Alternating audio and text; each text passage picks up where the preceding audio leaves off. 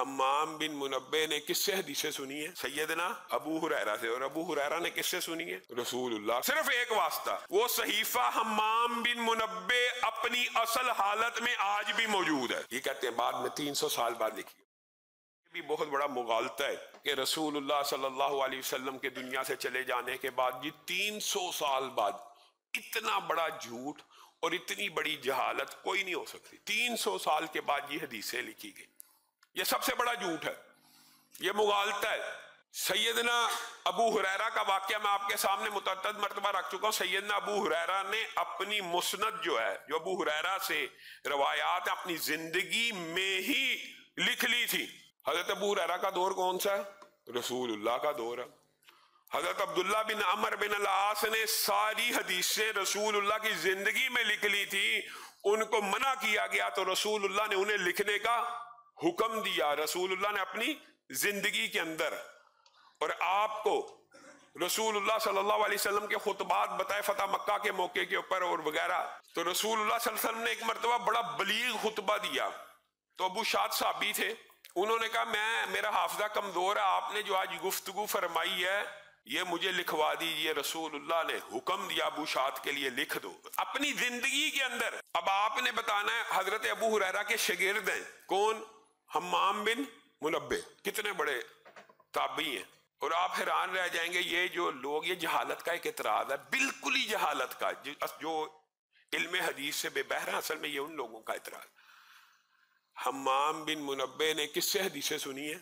सैयदना अबू हुरैरा से। और अबू हुरैरा ने किससे सुनी है? एक वास्ता, सिर्फ एक वास्ता, वो सहीफा हम्माम बिन मुनब्बे अपनी असल हालत में आज भी मौजूद है, आज भी मौजूद है।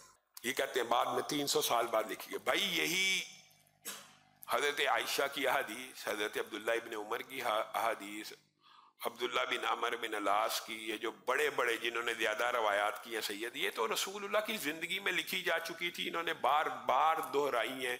और हजरत अबू हुरैरा का तो टेस्ट लिया बादशाहों ने, एक साल सारी हदीसें सुनी, अगले साल सुनी, अगले साल पर्दे की ओर में कातब लिखा हुआ, एक लफ्ज का फर्क। अल्लाह ताला ने ये सलाहियत दी जी।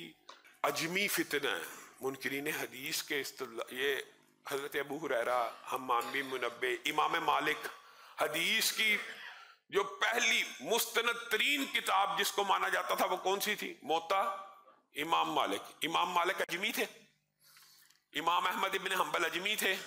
मुस्नद अहमद हदीस की सबसे बड़ी किताब है। ये कहते हैं हदीस अजमियों की साजिश है, हदीस की तदवीन।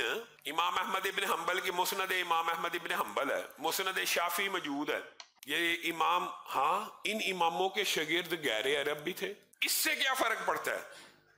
ये तानो तशनी इमाम बुखारी के ऊपर करने की कोशिश करते हैं और ये समझते हैं कि ये जो जनाब हदीस की, और भाई ये हदीसें लिखी हुई आ रही थी, इन उस्तादों ने अपने शागिर्दों से बयान की।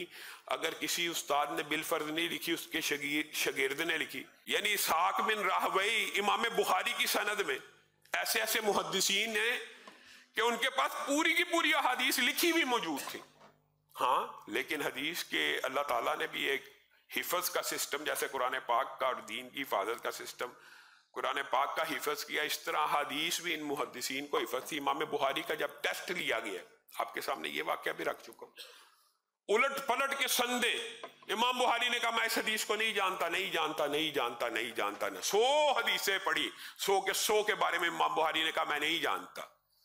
और फिर कहा जो मैं जानता हूं इस हदीस के बारे में वो भी सुन ले। 100 के 100 की असनाद सही बयान करके उन हदीसों को बयान कर दिया, 100 की 100 को। अल्लाह ताला ने ये हाफिज़े इनको दिए थे। अल्लामा हिशाम इलाही ज़हीर ऑफिशियल चैनल को सब्सक्राइब कर लें।